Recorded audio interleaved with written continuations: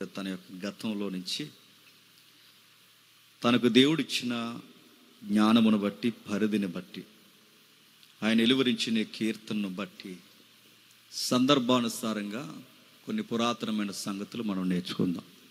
నా మాటలు చివరి వరకు వినబడుతున్నాయా? చివరి వరకు ఓకే. జాగ్రత్తగా కొన్ని సంగతులు విందాం.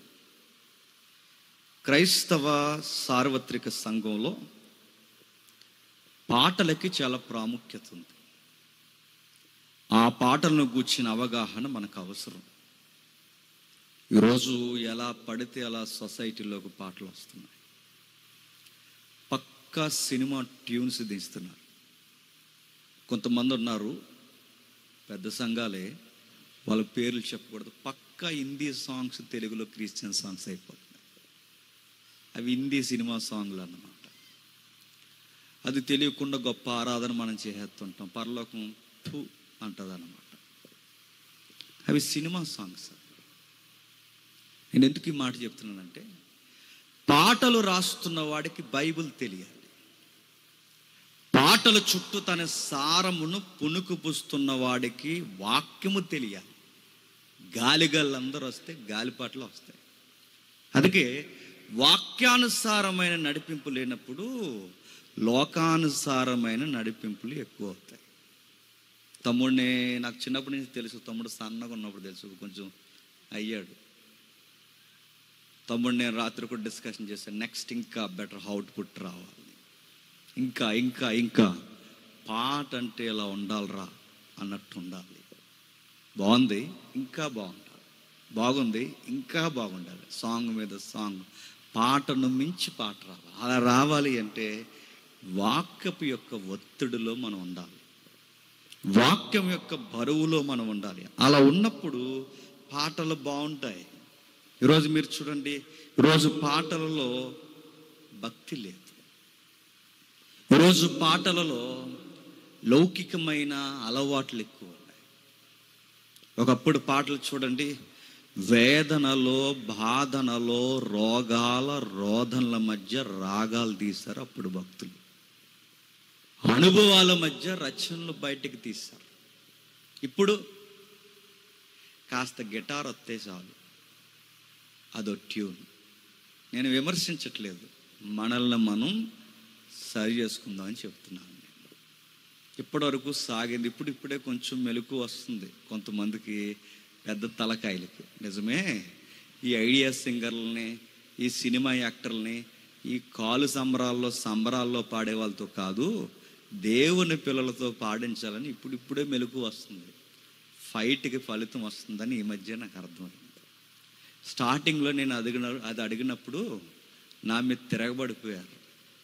రకరకాల కౌంటర్లు చేస్తారు. బయట వాళ్ళు పాటలు పాడకూడదు, దేవుని పిల్లలే పాటలు పాడాలంటావా అని నన్ను అన్నారు.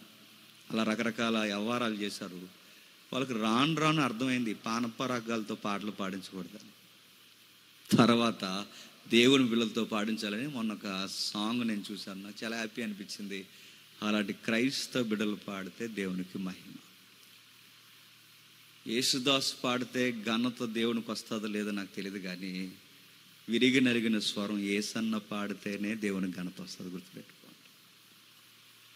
స్వరాలు గమకాలు తెలిసిన వాళ్ళు పాడితే ఘనత వస్తుందో లేదో నాకు తెలియదు, కానీ దేవుని గుణగణాలు కలిగిన వారు పాడితే ఘనత వస్తుంది. చర్చిల్లో అలవాటు ఉన్న వారు పాడితేనే ఘనత వస్తుంది. అందుకే పాటల్లో వైరాగ్యం ఉండాలి, భక్తి వైరాగ్యం ఉండాలి, వాదార్పు ఉండాలి, ప్రేరణ ఉండాలి, దేవుని యొక్క నడిపింపు ఉండాలి.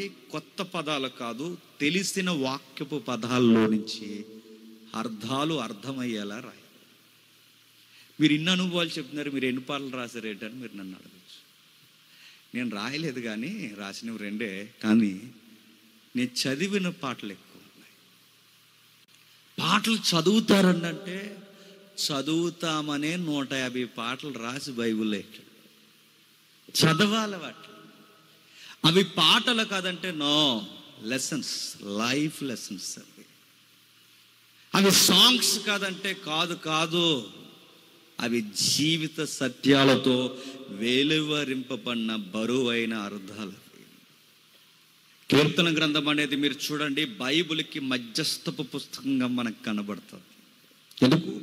ఇంతటి వాక్యాన్ని, దేవుని చిత్తానికి హృదయములా స్పందించే ఒక స్పందన కీర్తన గ్రంథం. ఆ కీర్తన గ్రంథంలో చాలా కీర్తనలు ఉన్నాయి. మోసే రాసినవి ఉన్నాయి, సొలొమోన్ రాసినవి ఉన్నాయి, ఆసాపు రాసినవి ఉన్నాయి, దావీదు మెజారిటీ సాంగ్స్ రికార్డ్ చేసినవి ఉన్నాయి.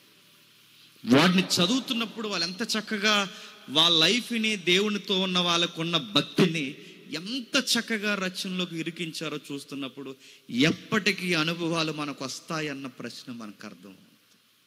నేను ఎందుకు చెప్తానంటే, ఒక అన్నగా, ఒక సహోదరుడిగా, ఒక మీకు తెలిసిన వ్యక్తిగా, ఉపదేశకుడిని ఎందుకు చెప్తున్నానంటే, పాటలు పాడుతున్నవారు, పాటల్ని సమకూరుస్తున్నవారు దేవునికి ఇంపైన ప్రజలుగా ఉండాలి.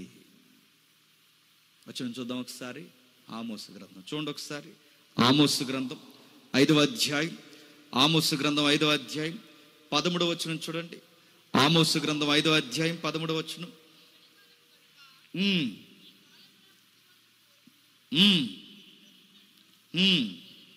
5:13 వచనమ్మా. 12 వచనం అని కూడా చూడండి.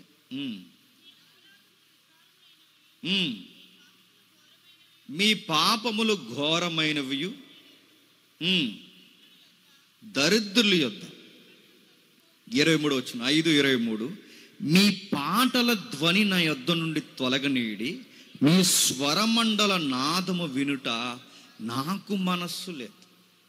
ఎందుకు మనస్సు లేదు? పైన చెప్తున్నాడు, నాకు దహన బలులను నైవేద్యులను మీరు అర్పించినను నేను వాటిని అంగీకరింపను, సమాధాన బలు మీరు అర్పించినను క్రొవ్విన పశువులను నేను చూడను. మీ పాటలు, మీ బలులు, మీ స్వరమండల నాదాలు నేను చూడను. ఎందుకు చూడ ప్రభు అంటే, మీరు బాలేనప్పుడు మీ పాటలు నాకు ఎందుకురా అన్నాడు. నా మాట అర్థమైందా? అంటే ఒక పాట మనకి దేవునికి నచ్చాలన్నా, ఆయన నీతిని కనుపరచాలన్నా పాడేవాడు ఇంపార్టెంట్. గుర్తుపెట్టుకోండి. దాన్ని ఆలాపన చేస్తున్న వారు ఇంపార్టెంట్. అంటే దేవుడికి ఒక పాట ఎప్పుడు మహిమను తెస్తుంది? ఇదిగో మీరు బాగున్నప్పుడు మీ పాట చిన్నదైనా, అరమరక లోపాలున్నా, మీ స్వరాలు చక్కటి స్వరాలు కాకపోయినా, మీకు గమకాలు, గ్రాంధిక పదాలు మీకు తెలియకపోయినా, నిఘంటువుల యొక్క అర్థాలు మీకు వెలువరించకపోయినా, మీరు బాగుంటే మీ స్వరం బాగోకపోయినా నాకు నచ్చుతారన్నారు. మీరు బాగుంటే మీరు ఇచ్చే చిన్న అర్పణ, ఆ 2 కాసులు నాకు నచ్చుతాయి, ఆ 2 పదాలు నాకు నచ్చుతాయి. అందుకే నేను మళ్ళీ చెప్తున్నాను, పాటలు అనేవి ఎంత ఇంపార్టెంటో క్రైస్తవ్యానికి, దాన్ని పాడుతున్నవారు కూడా అంతే ఇంపార్టెంట్. గుర్తుపెట్టుకోండి. ఇందాక అక్క పాడుతున్నప్పుడు ఎప్పుడు నాకు అనిపిస్తుంది, అక్కతో ఎప్పుడైనా పాడించాలని. నిజంగానే ఆవిడేం సంగీత స్కూల్కి ఏమి వెళ్ళలేదు, ఎక్కడికి వెళ్ళలేదు. నేను అడుగుతున్నాను, ఏమి రాను ముక్కుతో పాడినోలే స్టూడియోలో తెగ పాడినట్టు చూపిస్తున్నారు. ముక్కుతో, గొంతుతో చక్కగా పాడేవాళ్ళు తల్లులు, అన్నలు, తమ్ముళ్ళు చాలామంది ఉన్నారు. అందాక తమ్ముడు ఎంత బాగా పాడుతున్నాడు. ఇలాంటి వాళ్ళతో పాటలు పాడిస్తే ఎంత బాగుంటుందండి దేవుని దృష్టికి. అందుకే దేవుడు అంటున్నాడు, మీ పాటల ధ్వని నాకు నచ్చాలన్నా, మీ స్వరమండలాలు నాకు నచ్చాలన్నా ముందు మీరు ఇంపార్టెంట్, అప్పుడు నాకు నచ్చుతారన్న. అందుకే చూడండి, యేసుదాసు గారి పాటలు దేవుడికి నచ్చాయా, యేసన్న గారి పాటలు దేవునికి నచ్చాయి అంటే దేవుడు అంటాడు పరలోకం అంటుంది. చెప్పండి. యేసుదాసు వద్దు, యేసన్నే ముద్దు అంటాడు. మరి యేసుదాసుకి నేను అడుగుతున్నాను, చాలా గమకాలు తెలుసు, యేసన్న గారికి అన్ని గమకాలు తెలియవు, కానీ యేసన్న గారే నచ్చుతారు. నేను ఎందుకు ఈ మాట చెప్తున్నానంటే, భక్తి వైరాగ్యం ఉన్న వారి పాటలు దేవునికి నచ్చుతాయి, వాళ్ళకి గమకాలతో పని లేదు. చూద్దాం, ఇక వెళదాం. కీర్తన గ్రంథం 6వ అధ్యాయం, చాలా జాగ్రత్తగా వినండి. కీర్తన గ్రంథం 6వ అధ్యాయం, కీర్తన గ్రంథం 6వ అధ్యాయం 1వ వచనం నుంచి చూడండి. యెహోవా నీ కోపాగ్ని చేత, నీ ఉగ్రతతో నన్ను శిక్షింపకము. యెహోవా, నేను కృషించి ఉన్నాను, నన్ను కరుణించు. యెహోవా, అదురుచున్నవి నన్ను బాగు చేయు. నా ప్రాణము బహుగా అదురుచున్నది. యెహోవా, నువ్వు ఎంతవరకు కరుణింపకయుందువు? యెహోవా, తిరుగులెమ్ము, నన్ను విడిపింపుము, నీ కృపను బట్టి నన్ను రక్షింపు. మరణమైన వారికి నిన్ను గూర్చిన జ్ఞానము లేదు, పాతాళంలో నిన్ను ఎవరు కృతజ్ఞతాస్తుతులు చెల్లింతురు? నేను మూలుగుచ్చు అలచి ఉన్నాను, ప్రతి రాత్రియు కన్నీరు విడిచుచు నా పరుపు తేలుచున్నది, నా కన్నీళ్ళ చేత నా పడక కొట్టుకొని పోచున్నది. విచారము చేయుచు నా కన్నులు గుంటలు పడుచున్నవి, నాకు బాధ కలిగించు వారి చేత అవి చినిగి ఉన్నవి. యెహోవా నా రోదన ధ్వని ఇని ఉన్నాడు. పాపము చేయువారులారా, మీరు అందరూ నా యొద్ద నుండి తొలగిపోడి. యెహోవా నా విన్నపమును ఆలకించి ఉన్నాడు, యెహోవా నా ప్రార్థన అంగీకరించును. నా శత్రువులందరూ సిగ్గుపడి బహుగా అదురుచున్నారు, వారు ఆకస్మికంగా సిగ్గుపడి వెనుకకు మలదురు. సిగ్గు లేకుండా ఒప్పుకుందాం. ఏమైనా అర్థమైందా చెప్పండి? ఏమర్థం లేదు మనకి. మనతో వచ్చిన గొడవ ఏంటంటే బైబిల్ని వాడుకగా చదువుతాం, బైబిల్ని అలవాటుగా చదువుతాం, బైబిల్ని చదవకపోతే ఏదో అయిపోద్ది అన్నట్టు చదువుతాం. కానీ నేను అడుగుతున్నాను, చదివింది అర్థం కానప్పుడు చదవడం దేనికని నేను అడుగుతున్నాను. ఒక వచనాన్ని మనం చదువుతున్నప్పుడు అది అర్థం చేసుకోవాలి, సందర్భం తెలియాలి, రచయిత యొక్క ఒత్తిడి తెలియాలి, ఏ ఉద్దేశాలతో రాస్తున్నాడో తెలియాలి. ఆ సందర్భానుసారంగా వాక్యాన్ని మనం చదివితే క్రొవ్వు మెదడు దొరికినట్టు వాక్యం మనకు రుచిగా అనిపిస్తుంది. తెలుగు వచ్చి కనుక టకా చదువుతున్నాం. అసలు ఏంటి ఈ సాంగ్స్? ప్రతి పాటకి, కీర్తనలో ఉన్న ప్రతి పాటకి ఒక బాధ ఉంది, ఒక కన్నీరు ఉంది, ఒక ధ్వని ఉంది, ఒక ఉద్యమం ఉంది.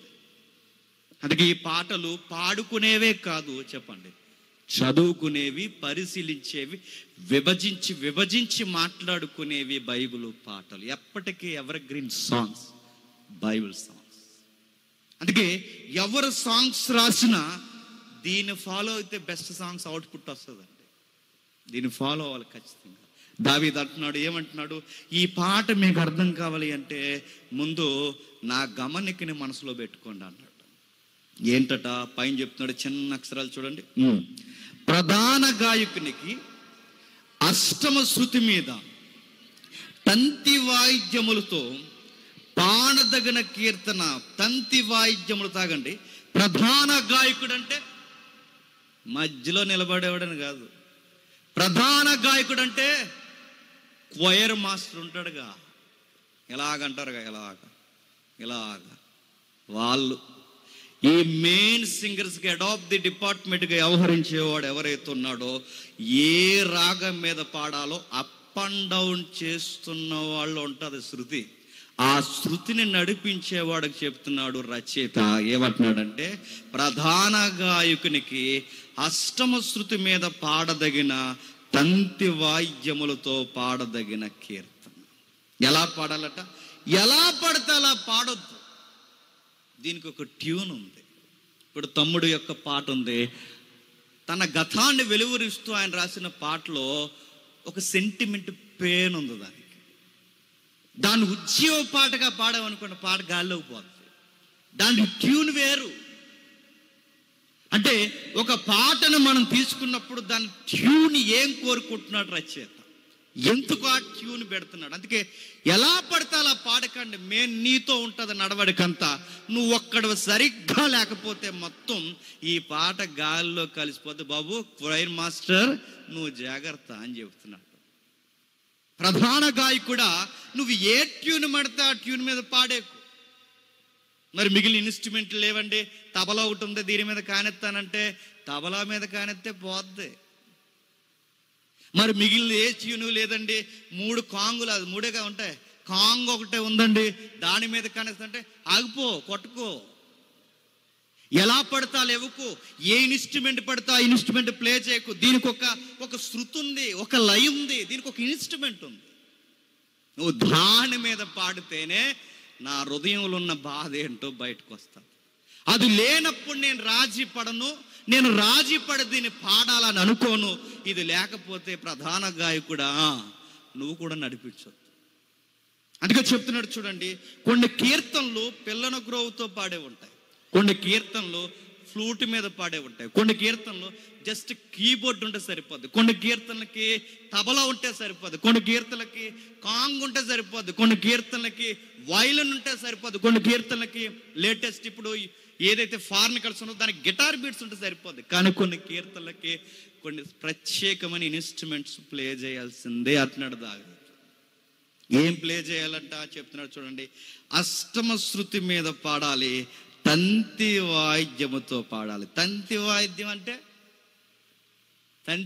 అంటే తలాం తగదిమని కాదు, చెప్పండి. తంతి వాయిద్యం అంటే ఈ గిటార్లకి వైలిన్లకి అన్నిటికీ పెద్దమ్మ తంతి వాయిద్యం. అంటే ఈ తీగల మీద వచ్చిన ఇన్స్ట్రుమెంట్లు అన్నిటికీ తంతి వాయిద్యమే ప్రారంభం. అంటే దావీదు గారు గొర్రెల వెనకాల తిరుగుతున్నప్పుడు తన భుజాన్ని వేసుకుని తిరిగేవాడే ఇన్స్ట్రుమెంట్. ఆ ఇన్స్ట్రుమెంట్ పేరే తంతి వాయిద్యం అంటారు. అయ్యగారు ఏ సాంగ్స్ రాసినా ఆ తంతి వాయిద్యం మీద రాస్తారు, ఎందుకంటే ఆయన అందులో దిట్ట. మనకి సాంగ్ వస్తే ట్యూన్ రాదు, ట్యూన్ వస్తే సాంగ్ రాదు. దావీదుకు ట్యూన్ వచ్చు, సాంగ్ వచ్చు. మనకి రచన వస్తే అది రాదు, అది వస్తే ఇది రాదు. కానీ దావీదు గారికి అన్నీ వచ్చు. ట్యూన్ అయినే కడతాడు, నెక్స్ట్ రచన అయినా రాస్తాడు, నెక్స్ట్ రాగం ఎలా ఉండాలో చెప్తాడు, నెక్స్ట్ ఇన్స్ట్రుమెంట్ ఏది వాడాలో కూడా చెప్తాడు. అంటే ఒక్క మ్యూజిక్ డైరెక్టర్ అనే పేరు తప్ప ఈయనకి అన్నీ ఉన్నాయి.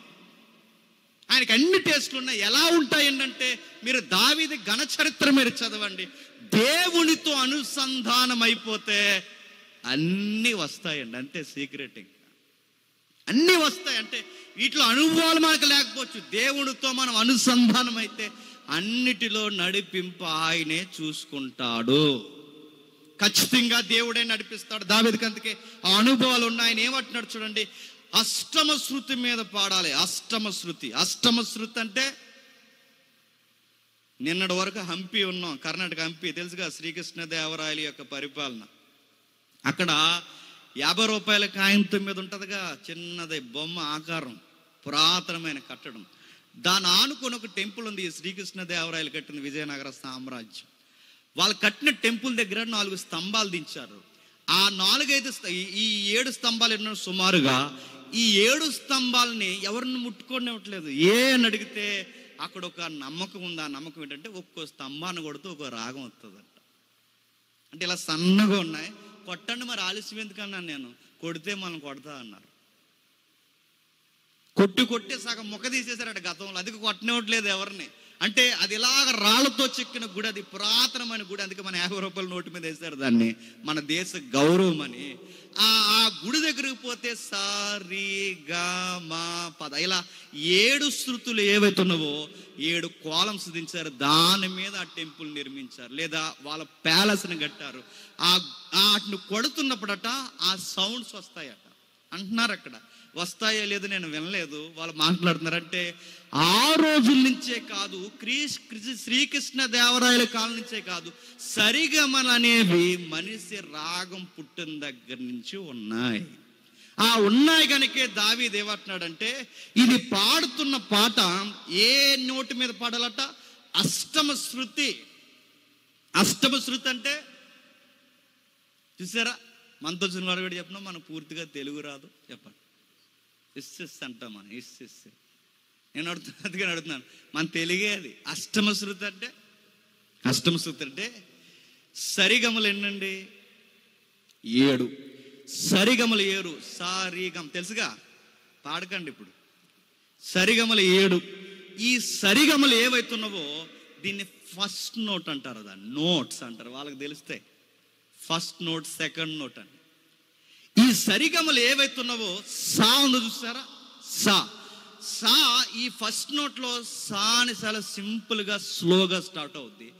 సరిగమలు 7 అయిపోయిన తర్వాత మళ్ళీ సా రెండోసారి రిపీట్ అయినప్పుడు హై నోట్లో వస్తారు. అంటే సా రెండవసారి రిపీట్ అవుతున్నప్పుడు హై నోట్లో వచ్చే దాన్ని ఏమంటారంటే 8th నోట్నే అష్టమ శృతి. అష్టం అంటే ఎంత, 8. అంటే 8వ శృతి ఏమొస్తుంది, సా. ఇప్పుడు ఈ సా మొదట వచ్చినంత ఈజీగా రాదు, ఇది హై నోట్లో వస్తుంది. సా అని ఇప్పుడు అంటాం, సా అని అప్పుడు అంటాం.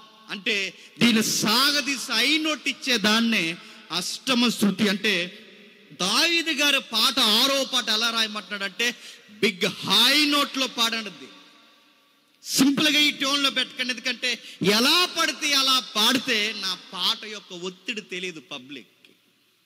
ఎలా పడితే అలా పాడితే రాగం కుదరకపోతే రచన బయటకు రాదు. అందుకే 8th నోట్లో పాడండి, హై నోట్లో పాడండి. నా పెయిన్ అంటే బిగ్గరగా పాడండి, హృదయాన్ని చింపుకుని పాడండి, అష్టమ శృతి మీద పాడండి. అలా పాడితేనే నా బాధ అంటే ఏంటో అర్థం అవుద్దా. ఇప్పుడు చెప్పండి, ఈ పాట 6వ పాట ఎలాంటి పాట తెలుసా? గట్టిగా ఏడ్చి పాడే పాటది, హై నోట్లో పాడే పాటది, కన్నీళ్లతో పాడే పాటది.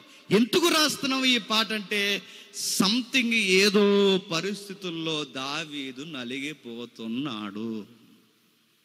ఆ నలిగిపోతున్నప్పుడు ఆ పాట రాస్తున్నాడు. ఏమి నలిగిపోతున్నాడు? యెహోవా నీ కోపాగ్ని చేత నన్ను గద్దించుకు, నీ ఉగ్రతతో నన్ను శిక్షించుకు. అంటే లైఫ్లో ఏదో ప్రాబ్లం ఎదుర్కొంటున్నాడు, అది ఏంటో మనకు తెలియదు.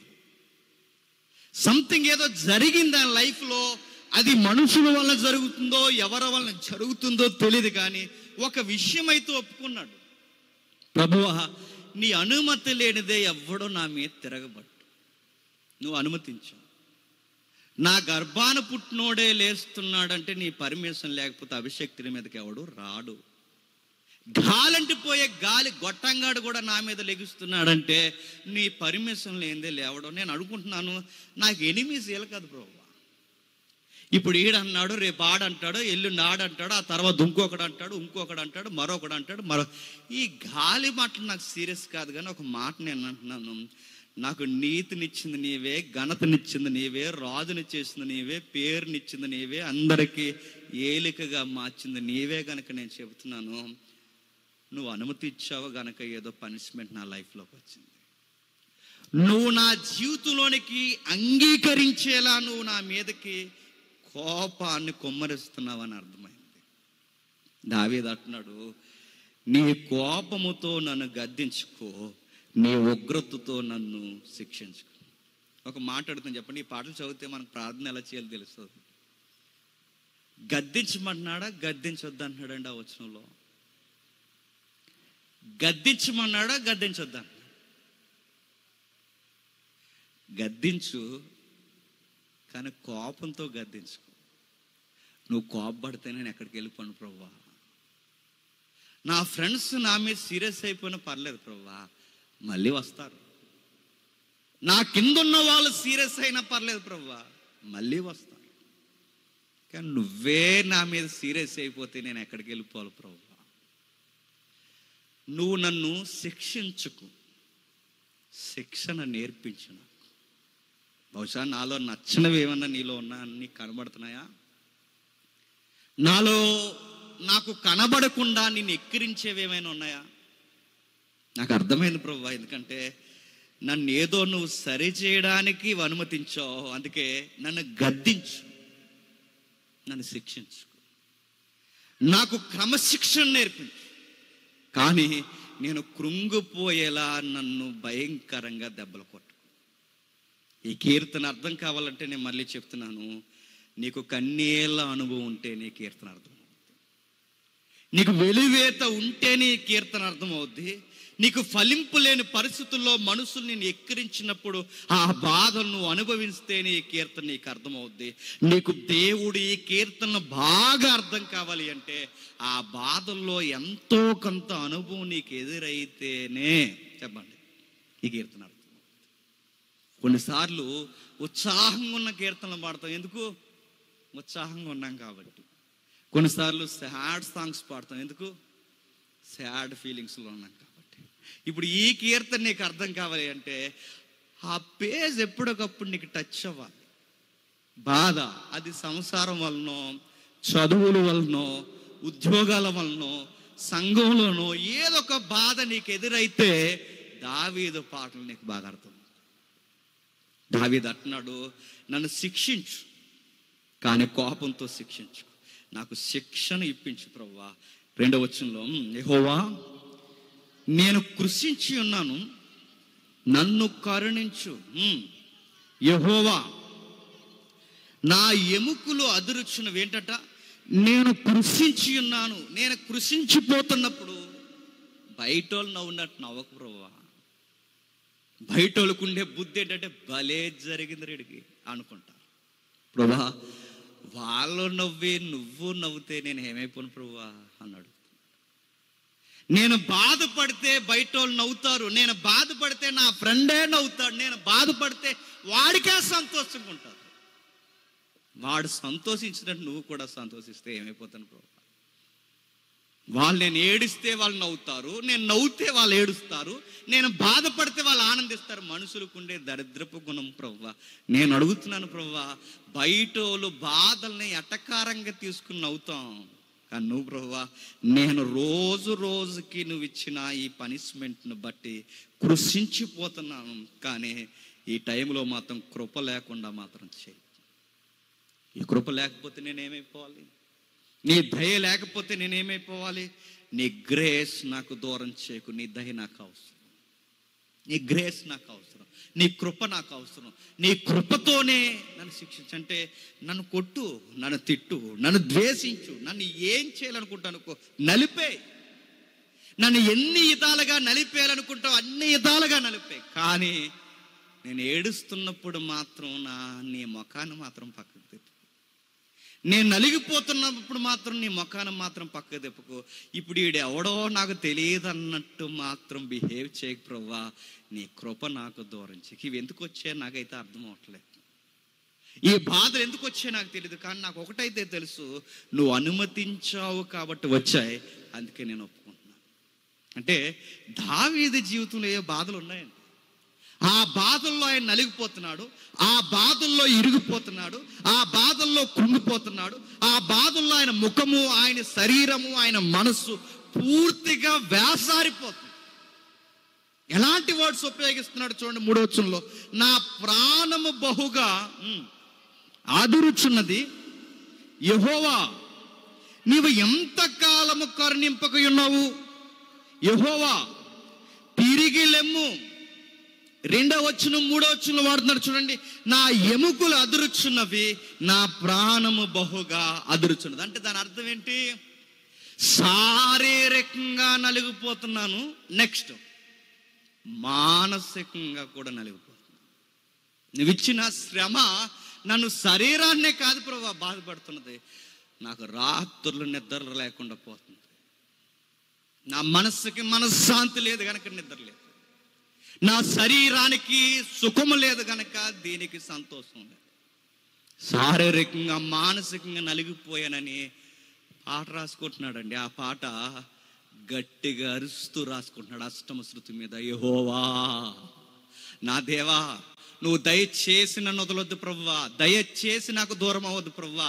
ఈ మనుషులు వ్యతిరేకమయ్యారు, ఈ శ్రమలు వ్యతిరేకమయ్యాయి, ఈ పరిస్థితులు వ్యతిరేకమయ్యాయి, ఈ యొక్క ప్రతి రాజరికం నాకు వ్యతిరేకమైంది. నాకు ఎంతమంది వ్యతిరేకమైపోయినా పర్లేదు ప్రభు, నువ్వు కొట్టు, నువ్వు తిట్టు, నన్ను ఎన్నంటావో అను, నేను డిప్రెషన్లోకి పోయేలా నా జుట్టు పెట్టి ఆడించేస్తావేమో ఆడించే, నువ్వు ఎన్నెన్నే చేయి, మానసికంగా శారీరకంగా నన్ను ఎంత నలిపేయాలనుకుంటావు అంత నలిపే.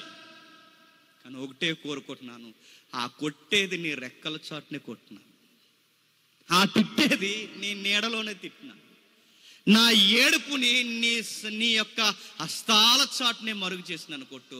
నేను పదే పదే కోరుకుంటున్నాను ప్రభువా, అందరూ వ్యతిరేకమైనట్టు దయచేసి నువ్వు నాకు వ్యతిరేకం అవ్వదు ప్రభువా. దావీదు పాటన నిజంగా చదువుతుంటే మనకు ధైర్యం వచ్చేస్తుంటుందండి. కొంతమంది శ్రమలను చూస్తుంటే నిజంగా ధైర్యం మనకు వస్తుందంటే వస్తుంది. ఒక తల్లి కోసం చెప్తాను వినండి, ఆవిడికి అన్ని కష్టాలే. ఎన్ని కష్టాలంటే అప్పుడప్పుడు మనకి బాగా ఈ సినిమాలు అలవాటు అయిపోయి పదం వాడతాంగా, సినిమా కష్టాలని. అలాంటి కష్టాలు ఉండేవి ఆ సోదరికి. కష్టాలన్నీ కష్టాలే.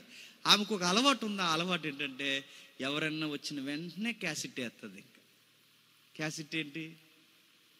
కష్టాలన్నమాట.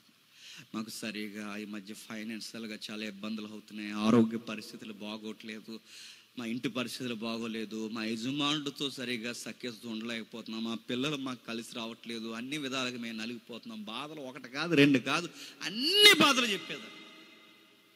ఎందుకు చెప్పుకుంటున్నామమ్మా అందరికీ బాధలు అని అడిగితే ఈవిడ ఎక్స్పెక్ట్ చేసేది ఏంటంటే, నేను ఎదుటోళ్ళకి ఈ బాధ చెప్పుకుంటే ఎక్కడో దిక్కున నాకు ఓదార్పు ఏదో ఒక మాట చెబుతారని చెప్పుకునేదంట.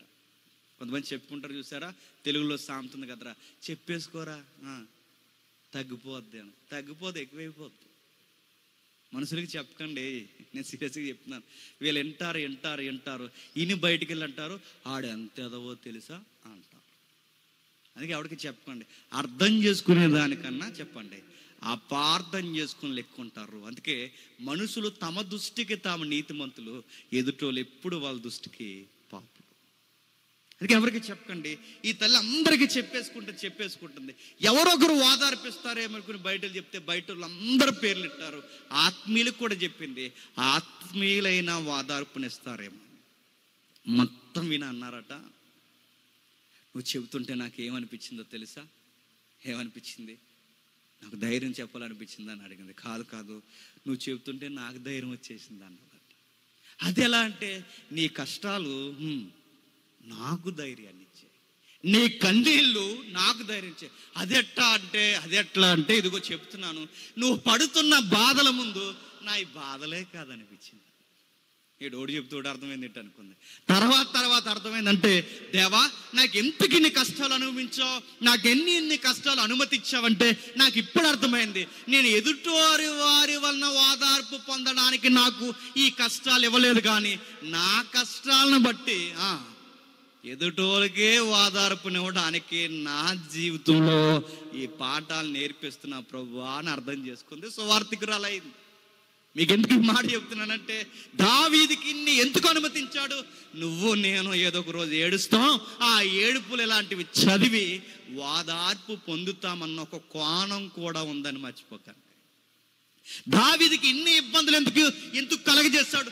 దావీదు పడిన బాధల ముందు, భక్తులు పడిన బాధల ముందు అసలు మన బాధలే కాదు. మనకి ఎముకలు అదిరిపోయేంత బాధ వచ్చిందా? మనసు ఎగిరిపోయేంత బాధ వచ్చింది? అంత రాలేదు మనకి. దావీదు బాధల ముందు చాలా చిన్నవి. అంటే ఈ 6వ కీర్తన చదువుతుంటే దావీదే ఎలా తట్టుకున్నాడంటే, నేను ఇంకా నిలబడ్డాలబ్బా, ఆయన కష్టాల ముందు నావి కష్టాలే కాదనుకుంటామని ఈ కీర్తనలో దావీదుకి ఆ నొప్పి పుట్టించాడు. అందుకే దావీదు అంటున్నాడు, ప్రభువా నువ్వు అనుమతించావు, శారీరకంగా మానసికంగా రెండు వైపులా నలిగిపోతున్నాను, ఒక మాట అయితే చెబుతున్నాను ప్రభువా, మరణమైన వారికి నిన్ను గూర్చిన జ్ఞానము లేదు, పాతాళంలో నీకు కృతజ్ఞతాస్తుతులు ఎవరు చెల్లించదు. ఎన్ని మీకు అర్థమైంది లేదు, కానీ నాకు ఏడుస్తూ నవ్వు వచ్చేసిందండి ఆ మాట చదువు. ఏమంటున్నాడు తెలుసా? ఓ పక్క ఎంత ఏడుస్తూ, ఓ పక్క హృదయంలో ఎంత బరువు పెట్టేసుకుని, ఓ పక్క ఎంత నలిగిపోతూ, ఆ ఏడుస్తూ ఆ కళ్ళల్లోంచి నీరు కారిపోతున్నప్పుడు దేవుడితో ఏమంటున్నాడు తెలుసా? దేవా నేను చచ్చిపోతే నీకు ఎవరు రిసిప్ట్ చేస్తారు ప్రభువా అంటున్నాడు. చూడు మాట ఎంత బాగుందో చూడు. నేను చనిపోతే నీకు పాటలు ఎవరు పాడతారు? నేను చనిపోతే నీకు ఆరాధన ఎవరు చేస్తారు? నేను చనిపోతే ఆ మరణపు మనుషుల మధ్య నేను ఇరుక్కుపోతే నీకు వర్షిప్ చేసే వాళ్ళు ఎవరు ఉంటారని చిన్న పిల్లోడు చెప్పినట్టు చెప్తున్నాడు. చూడండి దావీదు ఎలా అంటాడో తెలుసా?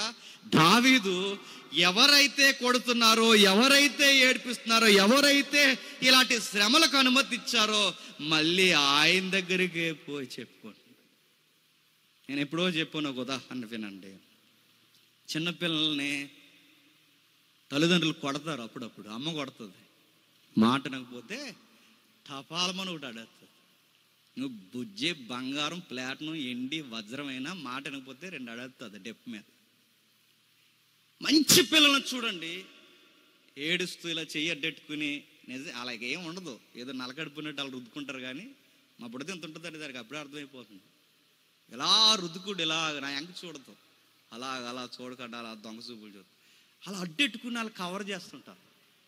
చాలామంది పిల్లలు చూడండి, గద్దించామనుకోండి, కొట్టామనుకోండి, పిల్లలు మీరు చూడండి ఆ గదిలోకి ఈ గదిలోకి వెళ్ళిపోవాలి.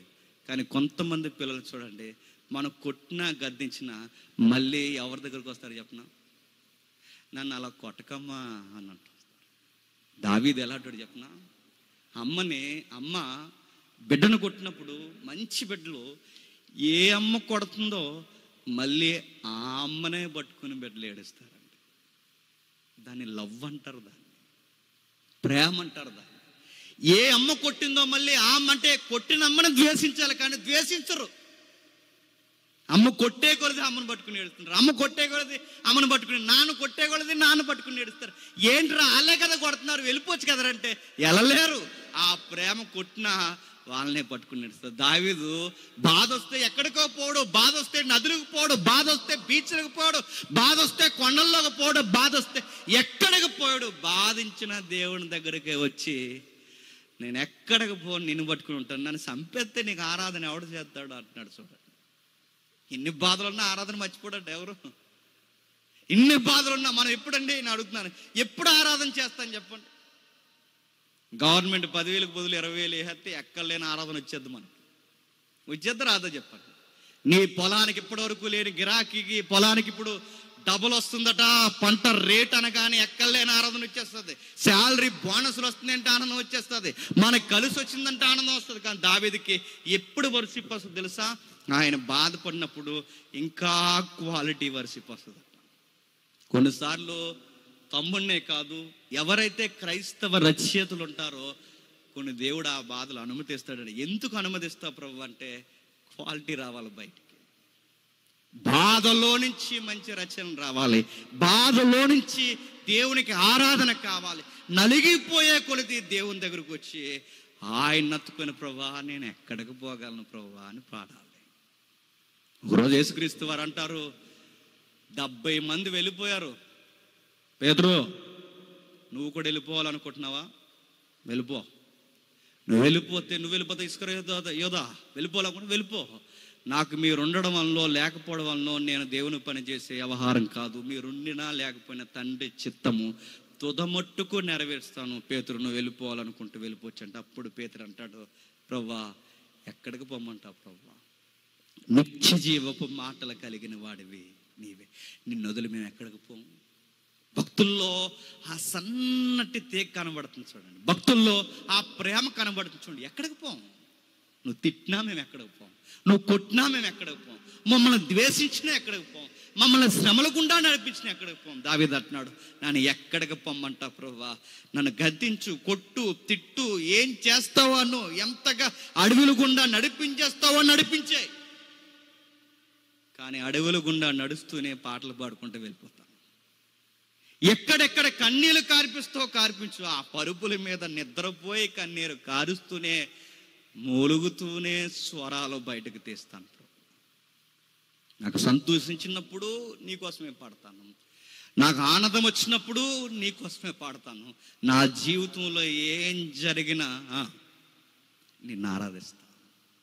ఇది ఆరాధనే కాదు ప్రభువా, నా బ్రతుకు పాఠాలు, నా బ్రతుకు పాఠాలే ఈ భక్తి జీవితానికి గీతాలు. ఈ గీతాలలోనే నిన్ను ఆరాధించుకుంటూ ముందుకెళ్ళిపోతాను. దావీదు అంటున్నాడు కిందికి, మరణమైనప్పుడు నేను కూర్చిన జ్ఞానం, మరణించిన అప్పుడుకున్న బ్రైట్నెస్ అంతే ఆయనకి. మరణమైన వారికి నేను కూర్చిన జ్ఞానము లేదు. పాతాళంలో ఎవరు నీకు కృతజ్ఞతాస్తుతులు చెల్లించెదరు? నేను మూలుగుచ్చు అలసి ఉన్నాను,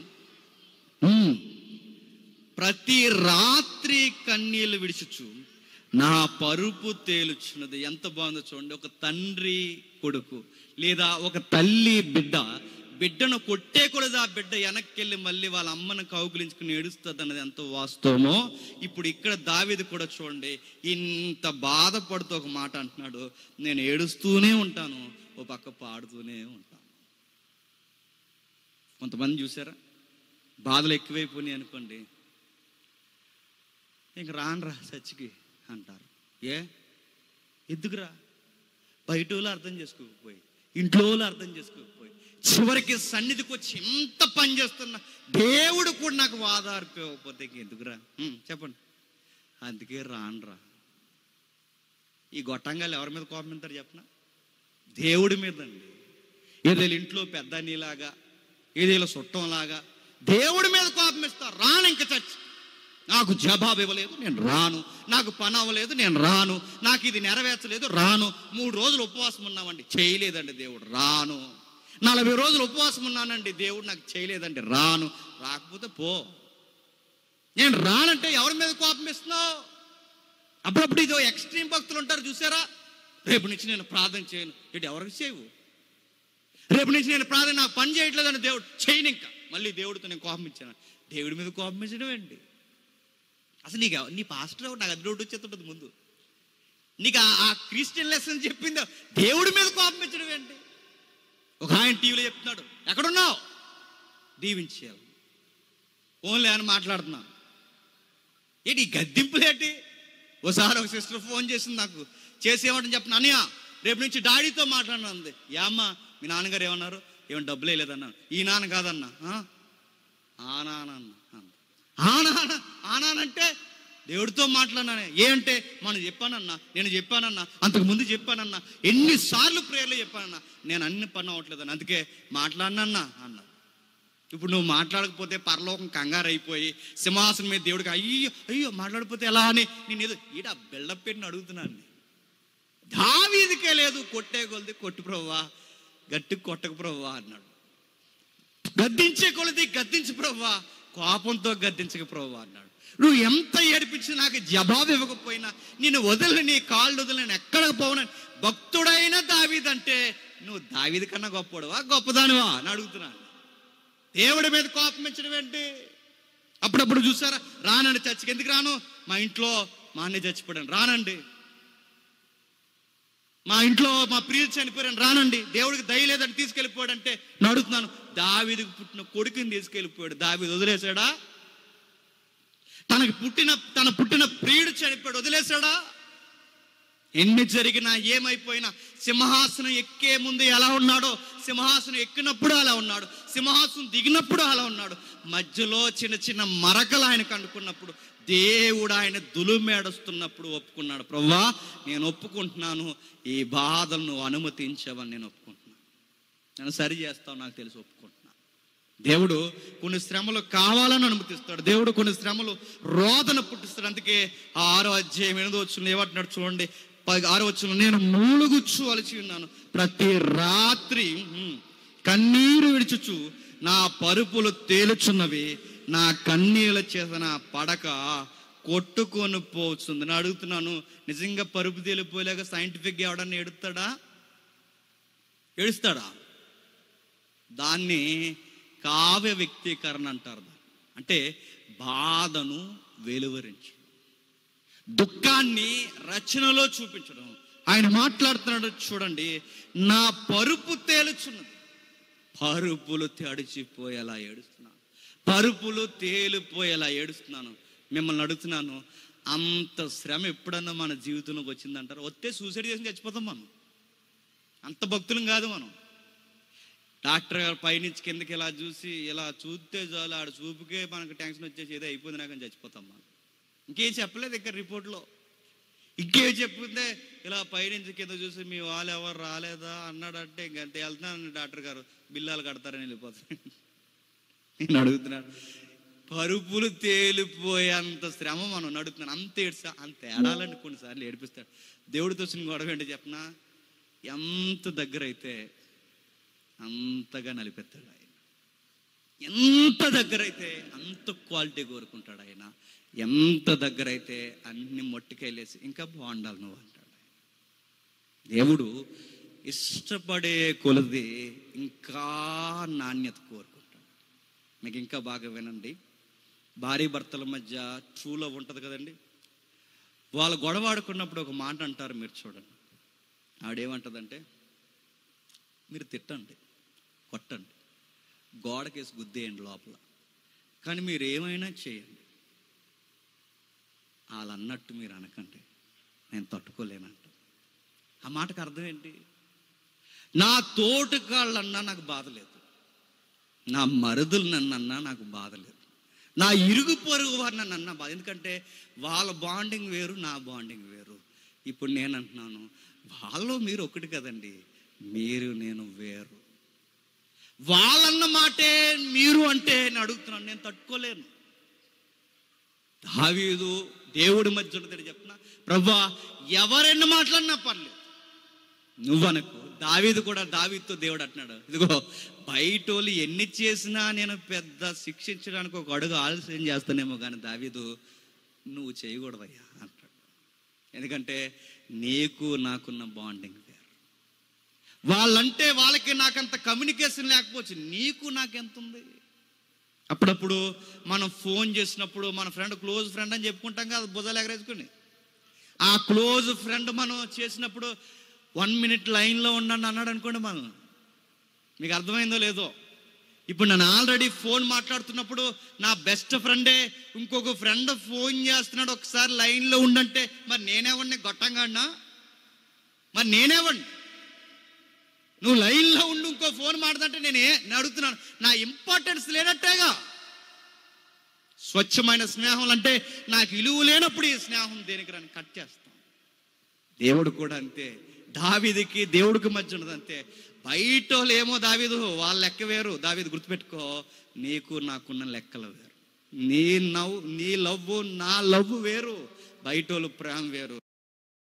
నీలో కొన్ని నాకు మరకలు కనిపిస్తున్నాయి, తుడిసేయాలనుకుంటున్నాను.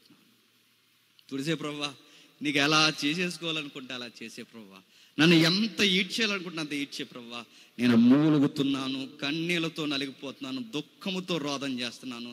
నువ్వు ఇన్ని చేస్తున్నావని నీ మీద నేను కోపం ఇచ్చున్నాను, ఇంకా నిన్ను ప్రేమిస్తాను. ఇది పాటలా ఉందండి? చెప్పండి, ఇది పాటలా ఉందా? మన బ్రతుకులకి పాఠంలా ఉందా? చెప్పండి. పాట ఇలా ఉండాలి తమ్ముడు. అందుకే అనుభవాలు, ఏ రచయిత రాసిన వాక్యానుసారమైన అనుభవాలు బ్రతుకు పాఠాలే పాటలు అవ్వాలి. దావీదు అనుభవాలే పాట అయింది, దావీదు భక్తే పాట అయింది. ఏడుస్తున్నాను ప్రభువా, ఏడుస్తున్నాను.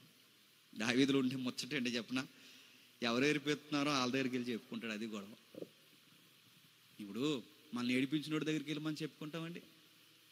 దావీదు ఏంటి చెప్పిన, ఏడిపించేవాడు దేవుడే, ఓదార్చేవాడు దేవుడే, కొట్టేవాడు దేవుడే, ముద్దెట్టేవాడు దేవుడే, లేవనెత్తువాడు ఆయనే, కృంగదీయవాడు ఆయనే, అన్నీ చేయవాడు ఆయనే. ప్రభా నాకు సింహాసనం నేనున్నా, బంగారం ఉన్నా, బెచ్చబా పక్కన ఉన్నా, ప్రభా నాకు అర్థమైంది ప్రభా, నువ్వు ఉండా, నీ దగ్గరికి నేను వచ్చి ఏడ్చేస్తున్నాను.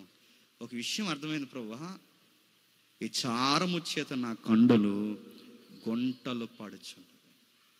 ఎంత ఏడ్చుంటారు? ఎక్కువ ఏడ్చారనుకోండి, ఇక్కడ ఏమవుతుంది తెలుసా? ఇలాగో గుంట వస్తుంది, ఇలాగో గుంట వస్తుంది, దాని మీద బ్లాక్ సైడ్ వస్తుంది. మీరు చూడండి, దావీదు కళ్ళు ఎలా అయిపోయాట, బ్యూటీ పోయిందట, ఆ సొగసు తగ్గిపోయిందట, గుంటలు పడిపోయాట, బ్లాక్ షేడ్స్ వచ్చేసాయట. ఆ కింద అంటున్నాడు, నాకు బాధ కలిగించు వారి చేత అవి చిరి. ఇప్పుడు ఓపెన్ అయిపోయాడు. నేను ముగిస్తున్నాను, జాగ్రత్తగా వినండి. అంటే ఇన్ని రోజులు వచ్చిన బాధలు, లేదా ఇప్పటి వరకు మనం చదువుకున్న వచనాలు, ఈ బాధలు ఎవరో తెచ్చారట. మరి ఇప్పటి వరకు దేవుడికి నీకు ఏదో వైరం ఉన్నట్టు మాట్లాడా? అవును, వైరం ఏమి ఆయనకి నాకు లేదు, కానీ ఆయన అనుమతించాడు కాబట్టి వచ్చాయి అన్నది నాకు క్లారిటీ ఉంది. ఈడన్నాడంటే ఆయన అనుమతి లేనిది అండవు. ఒకవేళ ఆయన అనుమతి లేకుండా అంటే ఆడు పళ్ళు ఉండవు, నోరు ఉండవు. వీడినన్ను అంటున్నాడంటే ఆయన అనుమతి లేకుండా ఉండదు, ఆయన అనుమతి ఇచ్చాడు కాబట్టి అంటున్నాడు. ఎవడ ప్రభువా, ముందు నీ ఎదుటి నేను ఎలా ఉండాలి, నీతో సమాధాన పడుతున్నాను, నెక్స్ట్ నన్ను అన్నవారికి నేను ఆన్సర్ ఇవ్వాలనుకున్నాను. అంటే ముందు మనం దేవునితో బాగున్నామా లేదా ముందు అది సర్దేసుకోవాలి. తర్వాత ఎవడం మనల్ని అన్నాడో చెప్పండి, అప్పుడు ఆన్సర్ చేయాలి. మనం ముందు ఏం చేద్దాం? బయటోడికి ఆన్సర్ ఇచ్చేద్దాం. మన భక్తులు ఉండే లోపం అది. బయటోడికి నేను అడుగుతాను, ఆడికి ఇచ్చేది బోర్డు ఎక్స్ప్లెనేషన్. ఆడు అంటాడు, ఆడి గాలోడు అలాగంటాడు, ఎలాగంటాడు, అలాగంటాడు. ఆ ఎదురింటోళ్ళు అంటారు, ఎల్లమ్మ పుల్లమ్మ, వీళ్ళందరూ అంటారు. వాళ్ళకి ఎవరిని ఏంటి, మనం ఏంటో మనకు తెలుసు, మన బతుకేంటో మన దేవునికి తెలుసు. మనం ఆయన ఎదుట ఎలా ఉన్నాం? ప్రభువా, ఈయన శ్రమలు వస్తుందంటే బహుశా నీకు కూడా నచ్చినవి ఏమైనా ఉన్నాయా? నేను ఒప్పుకుంటున్నాను. ముందు నీతో నేను సమాధాన పడతాను, అప్పుడు ఈ జవాబు బయటోడికి చెప్తాను. నా ప్రవక్తనతోనే ఆడికి సమాధానం చెబుతాను. నన్ను అన్నవాడు, నాకు దూరం అయినవాడు, నన్ను కాదన్నవాడు ఎవడైతే ఉన్నాడో వాళ్ళందరి వలనే, ఈ మాటల వలనే నీవి చినిగిపోయి ఉన్నాయి ప్రభువా. విచారము చేత నా కన్నులు గుంటలు పడుచున్నవి, నాకు బాధ కలిగించు వారి చేత అవి చినిగిపోయి ఉన్నాయి. అంటే నేను అడుగుతున్నాను, చెప్పండి, ఎవరో ఏడిపించేస్తున్నారండి దావీదుని. ఒక టీం వర్క్ చేసినట్టు చేస్తున్నారు ఆ సౌలు వీళ్ళందరూ కలిసి. మాట్లాడుతున్నారు, తరుముతున్నారు, రకరకాల విషయాలు క్రియేట్ చేస్తున్నారు, చిన్న చిన్న పిల్లగాల్ని మీదకి లెగ్గొడుతున్నారు. ఆ సిమి అన్నవాడు ఎలా చూడండి, అసలు సిమిని ఎప్పుడూ చూడలేదు, వాడు కూడా దావీదుని అంటున్నాడు. ఇంతమంది దావీదుని అంటున్నప్పుడు దావీదు అంటున్నాడు, వాళ్ళు అంటున్నారు ప్రభువా, వాళ్ళ వలనే నేను ఇలా అయిపోయాను, నువ్వు అనుమతించావు. యెహోవా నా రోదన ధ్వని విని ఉన్నాడు. పాపము చేయవర్లారా నా యొద్ద నుండి తొలగిపోండి. ఇదేంటి, ఇప్పటివరకు ఏమన్నాడు, ఏమంటున్నాడు చూడండి. యెహోవా నా రోదన ధ్వని ఉన్నాడు, నా రోదన ధ్వని విని నాకు ఆదార్పు దయచేయు. దావీదులుండే కనబడని ఒక అనుభవం ఉంది అక్కడ. జాగ్రత్తగా చూడండి, నేను ముగిస్తాను. ఏమంటున్నాడంటే, నా పరుపులు తేలిపోయాయి, నా ఎముకలు అదిరిపోయాయి, నా మనస్సు కృంగిపోయింది, నా కన్నులు గుంటలు పడిపోయాయి, నా శరీరం రోజు రోజుకి కృషించిపోయింది. ఇంత ఎలా అయిపోయిన దావీదు సడన్గా 8వ వచనంకి వచ్చేసరికి అంటున్నాడు, ప్రభువా నా రోదన ధ్వని విన్నావు, పాపము చేయవర్లారా మీరందరూ నా యొద్ద నుంచి పోండ్రా అని చెప్పాడు. ఇక్కడ ఒక ఎక్స్పీరియన్స్ ఉంది చూడండి. ఇప్పటి వరకు బాధపడిన వాడు సడన్గా ధైర్యం ఎలా వచ్చిందండి? అది ఎలా ఉంటుందంటే మాటల్లో చెప్తే తెలియదండి. ఎప్పుడన్నా ప్రార్థనలో నిజంగా ఖచ్చితంగా ఇది అనుభవంతో మీరు అనుభవించండి. ఏడ్చి ఏడ్చి పరుపులు తేలిపోయి మన పరుపులు మన పక్క తడిచిపోయి మన మోకాలు అరిగిపోయి అలా ఏడుస్తూ ఉండగా నిజమైన ప్రార్థనా పరుల జీవితంలో మెరుపులా జరిగే ఒక అద్భుతం ఏంటి చెప్పిన, సడన్గా ధైర్యం వచ్చేస్తుంది. అది దేవుడిచ్చి ఒక ఎక్స్పీరియన్స్. అది చెప్తే అర్థమవుతుంది. అరే నిన్నటి వరకు కృంగిపోయా, మొన్నటి వరకు చచ్చిపోయేలా ఉన్నావు, ఈరోజు ఇంత ధైర్యం ఎలా వచ్చిందంటే ఏమో తెలియదు. సడన్గా నా హృదయంలో ఎక్కడలేని నెమ్మద, ఎక్కడలేని మనశ్శాంతి, ఎక్కడలేని ధైర్యం వచ్చేసిందండి. ఆ దేవుడు ఇచ్చేసాడు. పేరు చెప్పకూడదు కానీ ఒక అనుభవం చెప్తాను. బిడ్డ చనిపోయి ఏడుస్తున్నా, ఇరుగు వారు ఏడుస్తున్నారు, పొరుగు వారు ఏడుస్తున్నారు, అందరూ ఏడుస్తున్నారు, బంధువులు ఏడుస్తున్నాడు, భర్త ఈవిడ పెద్ద ఏడవట్లేదు. స్టార్టింగ్లో చనిపోతాడన్నప్పుడు ఏడ్చింది, తర్వాత ఏడవట్లేదు. ఎందుకు ఏడుపు రావట్లేదంటే ఆవిడన్న మాట, చాలా భక్తురాలు ఆవిడన్న మాట ఏంటి చెప్తున్నా, ఎందుకో నా బిడ్డ చనిపోయిన నాకు ఏడుపు రావట్లేదండి, తెలియని ధైర్యం ఏదో నా బిడ్డను మళ్ళీ చూస్తాను పునరుద్ధానం అన్న ధైర్యం ఎక్కువైపోయిందండి. అంతే. కొన్నిసార్లు మనం ఏడుస్తుంటే సడన్గా ధైర్యం వస్తుందండి. కొన్నిసార్లు ఏడుస్తుంటారే అయిపోయింది లైఫ్ అన్నప్పుడు అలా టైంలో ఎలా ధైర్యంగా నిలబడగా అది దేవుడే ఇస్తాడు. అది ఎక్స్పీరియన్స్. దావీదు అంటున్నాడు, ఎలా తట్టుకోగలిగావంటే దేవుడే ఆ నిబ్బరం ఇచ్చేస్తాడు. బయట వాళ్ళు చూస్తే మనం ఎలా ఉంటుంది చెప్పిన, రే నువ్వు అనుభవించిన ఎవడైనా అనుభవిస్తే బడకు సూసైడ్ చేసుకుని చచ్చిపోతారా? అమ్మా మీరు అనుభవిస్తే ఎవరైనా, మేమైతే అనుభవిస్తే మేము సూసైడ్ చేసుకుని చచ్చిపోదాం, తట్టుకోలేకపోదాం. ఇన్ని శ్రమలు మీరు ఎలా తట్టుకోగలిగారంటే దావీదు అంటున్నాడు, ఆ ధైర్యాన్ని దేవుడే ఇచ్చేస్తాడు.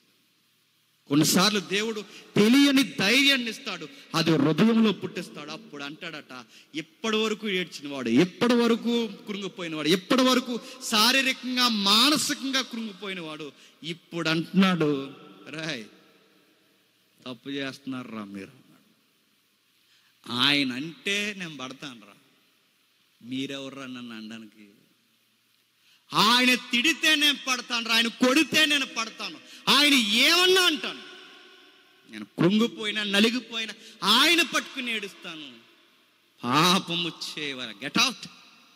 గొలియాతునే కొట్టునోన్ని మీరెంత చెప్పండి, మీ సంగతి ఏంటో తేల్చాను. కానీ నేను చెప్తున్నాను, పాపం చేస్తున్నారు, పోండి క్షమాపణ అడుక్కోండి దేవుడు. ఇంకా మాట్లాడండి, ఎంత ధైర్యం నీకు ఎలా వచ్చిందంటే, యెహోవా నా విన్నపము ఆలకించి ఉన్నాడు, యెహోవా నా ప్రార్థన అంగీకరించి ఉన్నాడు, నా శత్రులు సిగ్గుపడి బహుగా అదురుతారు. సడన్ గా నీకు ధైర్యం ఎలా వచ్చిందంటే, మనకి ధైర్యం ఎప్పుడు వస్తుంది చెప్పండి? మన ప్రార్థనకి జవాబు దొరికేసిందన్న క్లారిటీ మనకు వచ్చినప్పుడు అపోజిషన్కి మన మాట చాలా బెదిరొచ్చేలా ఉంటుంది. గుర్తుపెట్టు, ఎవరైతే శత్రువర్గం ఉన్నారో వాళ్ళకి అర్థమయ్యేలా చెప్తాం. దావీదు అంటున్నాడు, నా ప్రార్థన విన్నాడంటే మన ప్రార్థన విన్నాడు అన్న క్లారిటీ ప్రార్థించిన మనకి రావాలి. నాకు జవాబు ఇచ్చాడు అన్న క్లారిటీ మనకు ఉండాలి. నాకు జవాబు ఇవ్వట్లేదు, రేపు నీ చర్చికి రాను అనకూడదు. గుర్తుపెట్టు, నాకు జవాబు ఇచ్చాడు, నాకు సమాధానం దయచేస్తాడు, నాకు శాంతిని అనుగ్రహించాడు, నాకు సమాధానకరమైన వాతావరణంలో దేవుడు నన్ను నడిపించాడు. యెహోవాకి నేను ప్రార్థన చేస్తే ఖచ్చితంగా ఆయన నా ప్రార్థన వింటాడు అని ఇప్పుడు అంటున్నాడు. చూడండి, నా శత్రువులందరూ సిగ్గుపడి బహుగా అదురుచున్నారు, ఆకస్మికంగా సిగ్గుపడి ఎనుకకు మల్లుదురు. ముగిస్తున్నాను, వినండి ఏమంటున్నాడండి. అక్కడ ఒక రెఫరెన్స్ కోట్ చేస్తున్నాడు చూడండి. ముందు ఎవరు అదిరిపోయారండి? దావీదు అదిరిపోయాడు. ముందు ఎవరు నలిగిపోయారండి? దావీదు నలిగిపోయాడు. ముందు ఎవరు కృంగిపోయారండి? దావీదు కృంగిపోయారు. ఎవరిని బట్టి కృంగిపోయారండి? ఆయన ద్వేషించే వ్యక్తులను బట్టి కృంగిపోయాడు. ఇప్పుడు అంటున్నాడు సమాధానం దొరికాక, ఎప్పటి వరకు నేను అదిరిపోయాను చెప్పండి. రై, మీ టైం స్టార్ట్ అయింది, మీకు స్టార్ట్ అవుద్ది ఇక రగడ అని చెప్పాడు. ఎప్పటి వరకు నేను అదిరిపోయాను, ఎప్పటి వరకు నేను కృంగిపోయాను, ఎప్పటి వరకు నన్ను సిగ్గుపడేలా చేశారు, ఎప్పటి నుంచి మీరు అదిరిపోతారు, టెర్రర్ మీకు స్టార్ట్ అవుద్ది సార్. భక్తులుగా మనం నేర్చుకోవాల్సింది ఏంటి చెప్పనా? ఏదైనా శ్రమ వచ్చినప్పుడు, ఇబ్బంది వచ్చినప్పుడు, ఎవరైనా మనం బాధ పెట్టినప్పుడు వాళ్ళ మీద పిడిగడిపోవాలని ప్రార్థన చేయకండి. ముందు దేవా నీకు నాకు అసలు ఎలా ఉంది ఈ సహవాసం అని ముందు క్లారిటీ తెచ్చుకోండి. ఏదన్నా శ్రమ వచ్చినప్పుడు దేవుడి దగ్గర ప్రభువా వాళ్ళకంటే నేను నచ్చలేదు, నీకు కూడా నేను నచ్చలేదా, నచ్చేలా నన్ను అడిగాను ప్రార్థన చేయాలి. అంటే ముందు దేవుడితో మనకి సమాధానం వచ్చిన తర్వాతే చెప్పండి బయటోళ్ళకి సమాధానం చెప్ప. బయటోడు ఎప్పుడు వాగుతాడండి, వాళ్ళకి సమాధానం చెప్పండి. సమాధానం చెప్పడం అంటే ఆ వీడియోకి ఈ వీడియో కౌంటర్ చేయమని కాదు. సమాధానం చెప్పడం అంటే మన సక్సెస్తోనే వాళ్ళకి సమాధానం చెప్పాలి. మనం బట్టలు వేసుకుంటే ఏడుతున్నారు అనుకోండి, ఇంకా మంచి బట్టలు వేసుకోవాలి, సత్తాడు ఇంకా బీపీ షుగర్ వచ్చి. మనం మంచిగా సేవ చేస్తే ఏడుతున్నారు అనుకోండి, ఇంకా మంచిగా సేవ చేసేయాలి. మనం పాడుతూ ఏడుస్తున్నారు అనుకోండి, ఇంకా బాగా పాడాలి. మన సక్సెస్ వాళ్ళకి ఏమవాలి చెప్పండి, షుగర్ వచ్చేయాలి, షుగరు గుర్తెట్టుకోండి. అలా చెప్పాలి. దావీదు అంటున్నాడు, రే ఎప్పటి వరకు నేను అదిరిపోయాను, ఈ రోజు నుంచి మీరు నన్ను చూసి అదిరిపోతారు, బెదిరిపోతారు.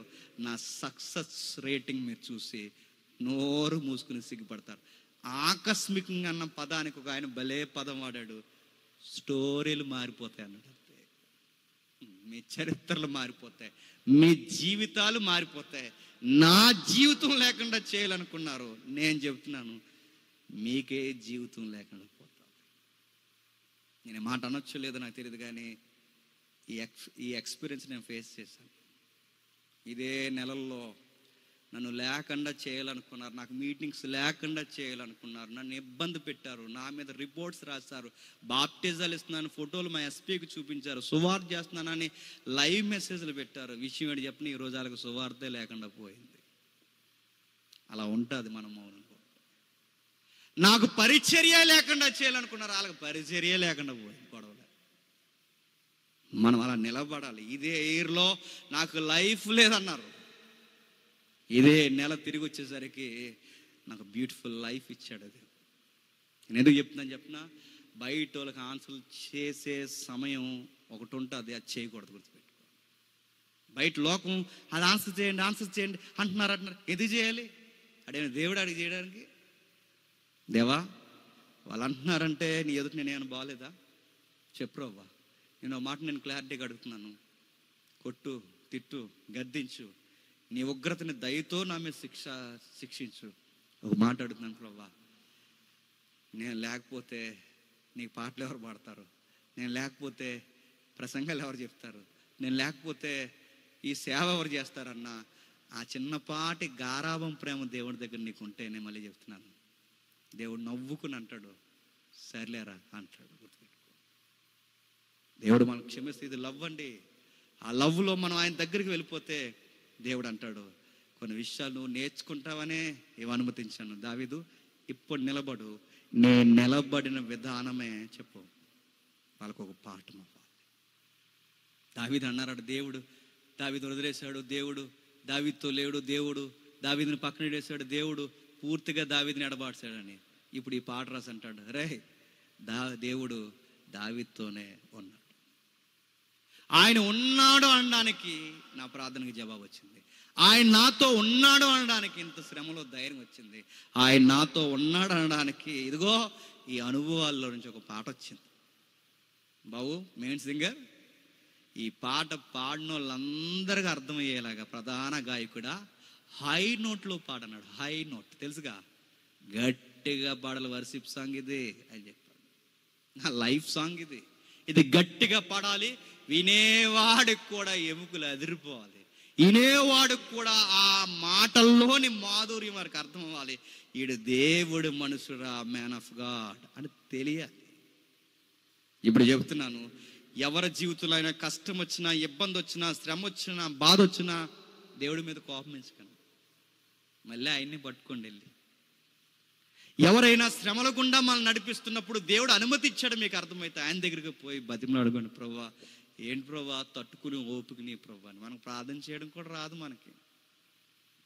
ప్రభువా December 31 దాటేస్తున్నాం ప్రభువా, January 1 కల్లా కష్టాలని తీసే ప్రభువా అంటాం. ప్రార్థన రాకపోతే, ప్రార్థన వస్తే ఏమంటాం చెప్పనా, 31 అయిపోయింది ప్రభువా, January 1 కూడా వస్తున్నాం ప్రభువా. ప్రభువా శ్రమలు తీసేయమని నేను అడగట్లేదు కానీ ప్రభువా, శ్రమలను జయించే శక్తిని ప్రభువా అని అడుగుతాను. నా ఇరుకులు తీయని నేను అడగట్లేదు ప్రభువా, ఇరుకులలోనే విశాలతని అడుగుతున్నాను. ఈ అనుభవాలు కీర్తనలు చదివితేనే వస్తాయండి. ఈ భక్తుల యొక్క నలిగిపోయిన ఆ సువాసన మనం అనుభవించినప్పుడే మన ప్రార్థనలు బాగుంటాయి, మన మాటలు బాగుంటాయి, మన నిర్ణయాలు బాగుంటాయి, మన ప్రసంగాలు బాగుంటాయి, ఆ భక్తి వైరాగ్యం కనబడుతుంది. దావీదు చెబుతున్నాడు, ప్రభువా నిన్ను విడువను ఎడబాయను, నిన్ను వదిలి నేను ఎక్కడికి పో. అందుకే ఏడ్చాను, ముందు నీ దగ్గర ఏడ్చాను, తర్వాత ధైర్యం నేను తెచ్చుకున్నాను. ఇప్పుడు నా శత్రువులకి సమాధానం చెప్తున్నాను, రే దేవుడు నేను ప్రార్థన చేస్తే వింటాడు రా, నోరు మూసుకొని రా, మీకు నేను చెప్పేదేట్రా అన్నాను ప్రభు అని చెప్తున్నాను. ఆయన బాధే ఒక పాట అయింది, మన బాధ అరుగులకు పరిమితమైంది. మన బాధ ఎక్కడ చెప్పుకుంటే చెప్పినా, ఎల్లమ్మకి పుల్లమ్మకి అరిగి మీద ఎదిరింటోలు పుల్లకి అలా జరిగిందండి, దేవుడు కూడా ఇట్టనండి మమ్మల్ని కరుణించట్లేదండి వాళ్ళు. ఆ ఎల్లమ్మ ఏమైనా పెద్ద ప్రవర్తన ఆవిడకి చెప్తున్నావు, ఆవిడ ఎందుకు చెప్తున్నావు?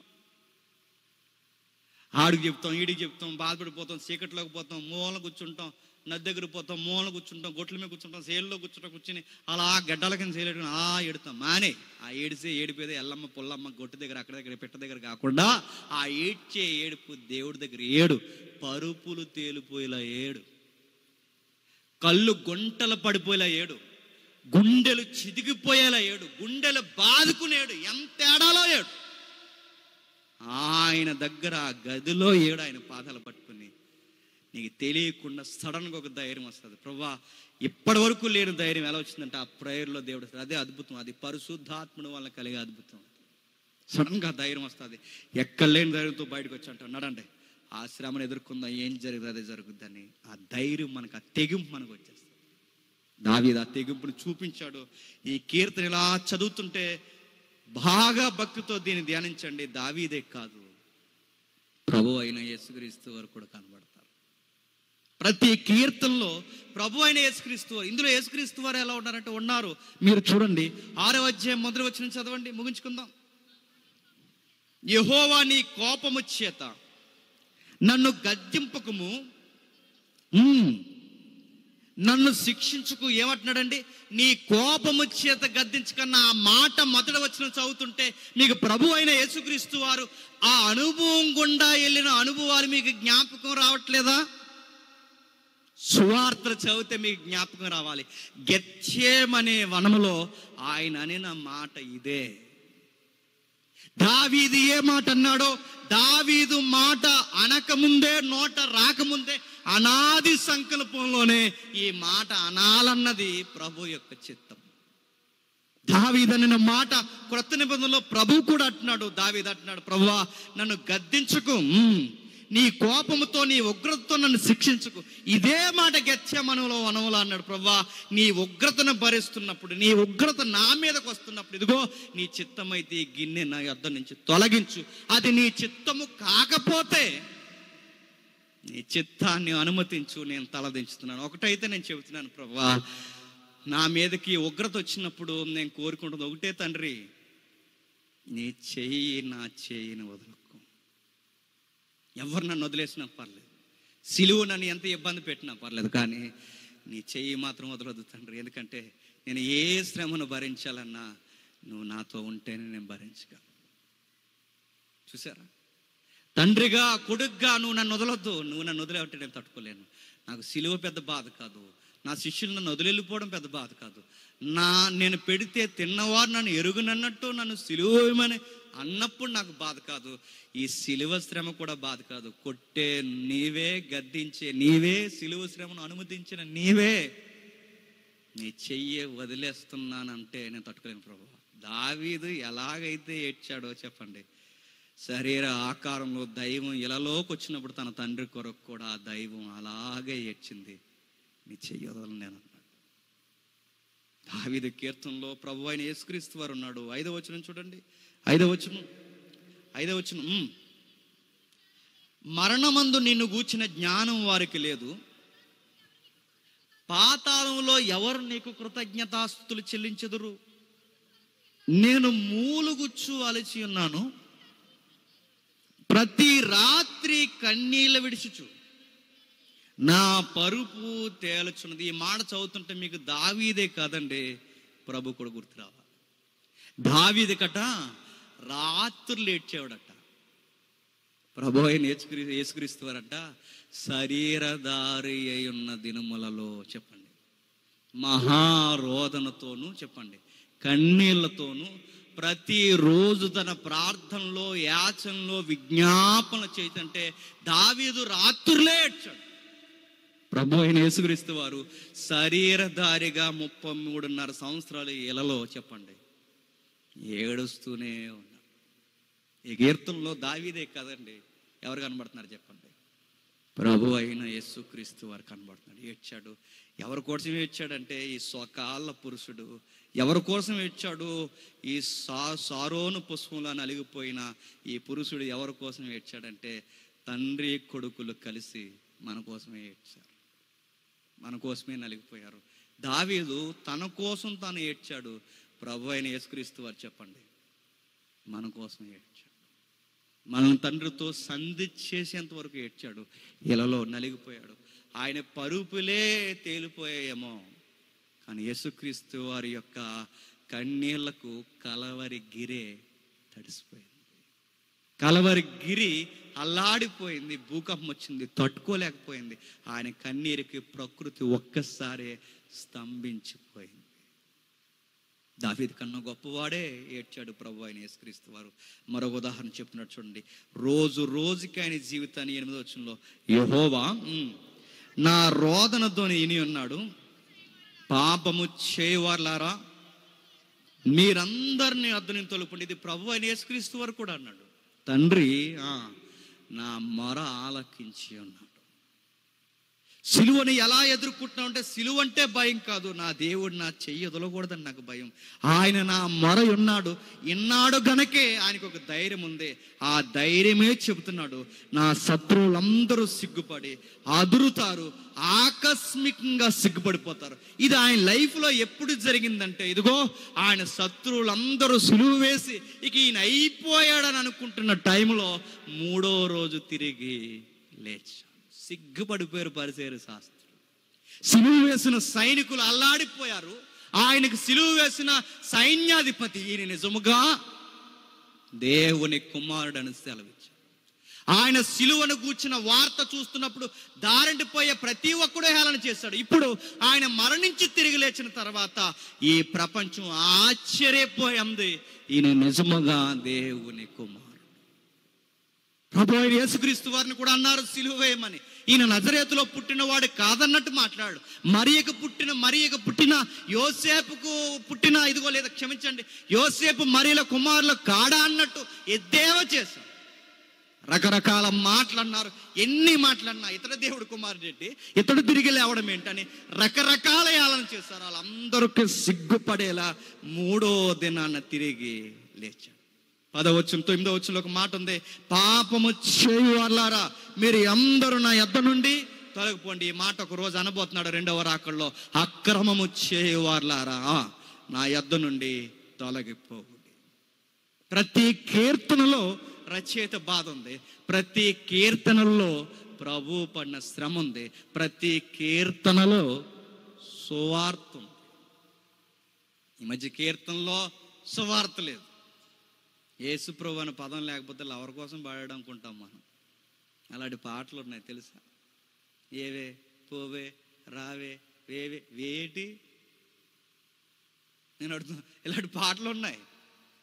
కానీ ప్రతి పాటలో సువార్త ఉండాలి, రచయిత యొక్క బాధ ఉండాలి, దాని వెనకాల ప్రభు స్పష్టంగా చెప్పండి కనిపించాలి.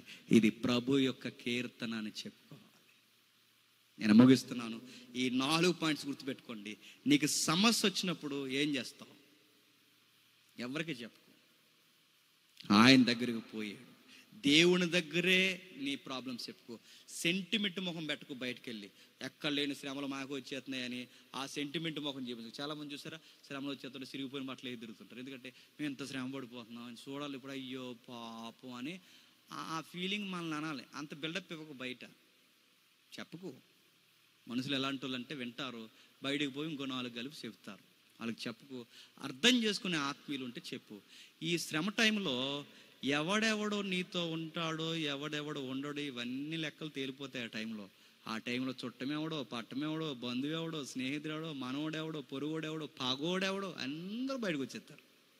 అప్పటి వరకు మౌనంగా ఉండి ఎవడికి చెప్పుకో, సైలెంట్గా ఉండు. దావీదు వలె ఆయన దగ్గరకు పోయి గోజాడు. సంటి బిడ్డ తల దగ్గరకు పోయి తల్లినే పట్టుకుని ఏడ్చినట్టు మళ్ళీ దేవుడినే పట్టుకుని ఏడు. ఎంత ఏడవాలో అంత ఏడు. కిందకి చెప్తున్నాడు, దేవుడు మనం శిక్షిస్తున్నప్పుడు ప్రభువా ఇది శిక్షగా వద్దు, శిక్షణగా నాకు నేర్పించని బతిమాడుకో. నువ్వు శిక్షిస్తే చచ్చిపోతాను, నాకు శిక్షనివ్వి, నేను నేర్చుకుంటాను. 3వది, నీకు ఏదైనా అనిపిస్తే అది దేవుడి దగ్గర చెప్పు. నీ హృదయంలో ఉన్నదంతా చెప్పు. నీ హృదయంలో ఉన్నది నీ నోటిని, నీ హృదయాన్ని, నీ కౌగిట్లో ఉన్న దాని దగ్గర కూడా అదుపు చేసుకో. హృదయాన్ని ఆయన దగ్గరే కుమ్మరించు, ఆయనకే చెప్పుకో. 4వది, ఇలా ప్రార్థన చేసిన తర్వాత చేయి ఎప్పటి వరకు చేయాలంటే సడన్గా ఒక రోజు ధైర్యం వస్తుంది. ఆ ధైర్యం అనే ఆ ఎక్స్పీరియన్స్ వచ్చేంత వరకు ప్రేయర్ చేయడం ఆపొద్దు. మొన్న ఒక అన్న ఉన్నాడు భీమవరంలో, ఆయనకి ఏదో ప్రాబ్లం వచ్చింది. ఆ ప్రాబ్లం వచ్చినప్పుడు ఎలా ఫేస్ చేసావంటే అర్థమైపోయిందండి ఆ ప్రాబ్లం, చచ్చిపోతాను అనుకున్నాడంట. మరి ఎలా వచ్చింది ధైర్యం అనగానే నాకు ఒకటి అనిపించింది, అన్నయ్య నేను మోకాళ్ళు వేస్తాను, ప్రార్థన చేశాను, ఎంత తేడాలు దేవుడి దగ్గర వేస్తాను, సడన్గా నాకు ఎందుకో ఎక్కడ లేని ధైర్యం వచ్చేసింది అన్నయ్య అన్నాడు. ఆ ధైర్యం వచ్చింది. తర్వాత నాకు వచ్చిన శారీరకమైన ప్రాబ్లం కూడా పోయింది. నేను చాలా హ్యాపీగా ఉన్నాను. మొత్తం సమస్య పోయింది. నేను ఎంతమంది తిరిగానో నాకు ఎవ్వరు ధైర్యం చెప్పలేదు. ఆ ప్రేయర్లోనే ఎక్కడ లేని ధైర్యం నాకు వచ్చింది. ఆ ఎక్స్పీరియన్స్ తెచ్చుకోండి. ఇప్పుడు ఇన్నొస్తే నిజంగా నీకు ఈ అనుభవాలు వస్తే, ప్రభువా నాకు వచ్చిన అనుభవాలు ఎదుటి చెప్పాలనుకుంటున్నాను అనుకుంటావా? ఒక ప్రసంగం చెప్పు. లేదు నాకు ప్రసంగం రాదంటావా? ఓ పాట రాయి. ఓ పాట రాదంటావా? అది వచ్చి రాని ట్యూన్ మీద నువ్వే పాడి ఏదో కలుపుకో. అది కూడా నీకు రాదంటావా? నీలాగే బాధలు పడినోళ్ళు ఎవరైతే ఉంటారో, ఆల్రెడీ పాట రాసిన వాళ్ళు ఉంటారు. పురుషోత్తం చౌదరి గారు, రాజాబాబు గారు ఇలాంటి వాళ్ళు ఉంటారు. వాళ్ళు ఇలాంటివి పడ్డారు, వాళ్ళ బాధలు. వైఎస్ఆర్ గారు ఇలాంటి బాధలు. ఆ పాటలు తీసుకుని ఆ బాధని మనసారా ఎంత ఏడ్చి పాడాలో అంత ఏడ్చి పాడే, మళ్ళీ నీకు ఎక్కలేని ధైర్యం ఇచ్చేస్తుంది. కాబట్టి కీర్తన నీకు నాకేమి నేర్పించాడంటే, హై నోట్లో పాడని ప్రధాన గాయకులారా, అష్టమ శృతి మీద పాడండి, తంతి వాయిద్యం వాడండి. ఎందుకంటే తంతి వాయిద్యం వాడకపోతే ఈ ఒరిజినాలిటీ పోతుంది అన్నాడు. ఇప్పుడు తంతి వాయిద్యం వాయించకుండా ఎవడో ఫ్లూట్ వాయించాడు అనుకోండి, ఎలా ఉంటుందండి? ఇప్పుడు తమ్ముడికి ఒక ఫీల్ ఉంటుంది, ఆ ఫీల్నే పాడాలి, అప్పుడే ఆ ఫీలింగ్ బయటకు వస్తుంది. తమ్ముడికి నేను ఇచ్చే సలహా ఏంటంటే, రాజీ పడొద్దు. డబ్బులు లేకపోయినా పర్లేదు, ఆలస్యం చేద్దాం, వాయిదా వేద్దాం, క్వాలిటీ వచ్చేంత వరకు రిలీజ్ చేయకూడదు. కొంతమంది అంటే ఈ తమ్ముడిని అంటలేదు, కొంతమంది మ్యూజిక్ డైరెక్టర్లు ఉంటారు, పర్లేదు ఏది ఉంటుంది వాయించేసి అలా సరిపెట్టేద్దాం, మామ అనిపించేద్దాం అంటే, ఏం మామ అనిపించేస్తావు? దీని కాల్ సంబరాల సాంగా ఏదో పెట్టి నడిపించేద్దాం, ఏమి నడిపించేస్తాను అడుగుతున్నాను.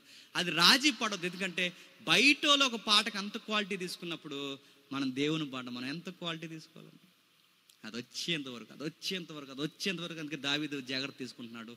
ఏ ఇన్స్ట్రుమెంట్ పెడతా ఇన్స్ట్రుమెంట్ ప్లే చేయకండి, తంతి వాయిద్యమే వాడండి, అష్టమ శృతి మీదే పాడండి, ప్రధాన గాయకుడే దీన్ని నడిపించాలి, అప్పుడు ఇది వర్షిప్ చేయండి, అనేకులకు దీవెనకరంగా ఉంటుంది అన్నాడు. ఉంది ఈ రోజుకి ఈ సభలో ఇప్పటి వరకు ఎప్పుడో రాసిన కీర్తన ఈ రోజుకి మనందరికీ చెప్పండి దీవెనకరంగా ఉంది. అలాగే తమ్ముడి కీర్తనలు ఉండాలి, ఇంకా తమ్ముళ్ళు ఎవరైతే ఉన్నారో వాళ్ళందరి కీర్తనలు ఉండాలి.